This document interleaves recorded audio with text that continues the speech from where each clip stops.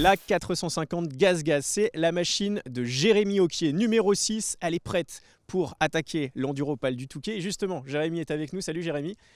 Salut Maxime. Et tu vas nous la présenter, cette moto. Qu'est-ce qui fait de cette moto une machine prête pour le Touquet? Comment on prépare sa moto pour un tel événement? Je suis resté sur une moto assez proche de l'origine. Là, par exemple, sur l'avant, on a juste mis des fourches semi-usine WP à huile et ressort au lieu d'être à air. C'est mieux pour la longévité sur la course. La suspension va mieux travailler tout au long de la course. On a besoin d'être plus dur sur les fourches que sur la terre pour éviter que la moto plonge dans le sable. Donc c'est un premier réglage à faire et c'est limite ce qu'il y a de plus important, que ce soit pour les pros ou pour les amateurs. C'est vraiment le réglage suspension. Bon, alors ça c'est le début. On a des bonnes suspensions, de bonnes fourches. C'est ça. Et je vois que là, tu as des T aussi assez particuliers. Nous, on a pris les T X-Trick parce qu'en fait, il y a trois positions possibles pour mettre les pontées. Une avant, une au milieu et une à l'arrière. Pour le sable, surtout pour le sable, nous, on a choisi de les mettre à l'arrière. Ça nous permet de mettre le centre de gravité beaucoup plus à l'arrière et donc d'alléger l'avant.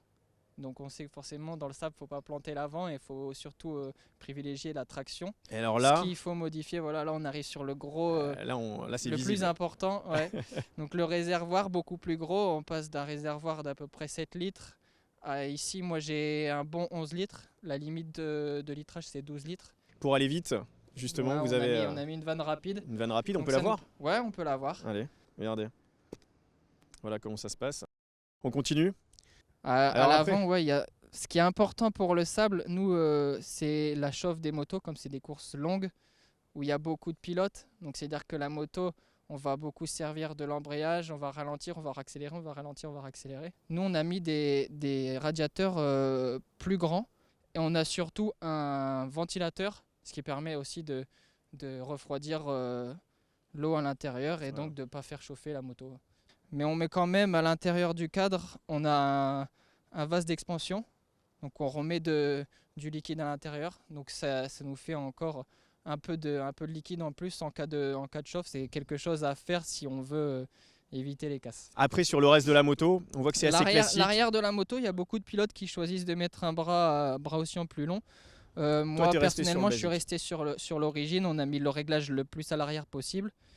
Et puis forcément pneus sable sur la roue arrière pour avoir un maximum de traction, ça c'est obligatoire. Et après là on a eu une pièce il n'y a pas longtemps, c'est un nouveau sabot beaucoup plus haut, donc il protège les carters, ce qui est important aussi que ce soit pour les projections qu'on va recevoir, les chocs, ou pour un choc avec un autre pilote au cas où. Et après on a mis une petite touche de beauté par un kit déco réalisé par Cudvec. Donc cette année, j'ai décidé de mettre un petit peu de bleu ciel sur la moto. Personnellement, ouais, j'aime bien avoir des belles motos, des belles tenues pour me dire ok, là, le style c'est ok, il n'y a plus qu'à torcher la poignée. Mais parfait, merci beaucoup Jérémy. Merci à toi. On va pas lâcher, c'est pas facile avec la petite blessure que j'ai contractée au pied, mais de toute façon comme on l'a dit, ça se passe dans le poignet, donc rendez-vous samedi. Merci beaucoup, merci Jérémy.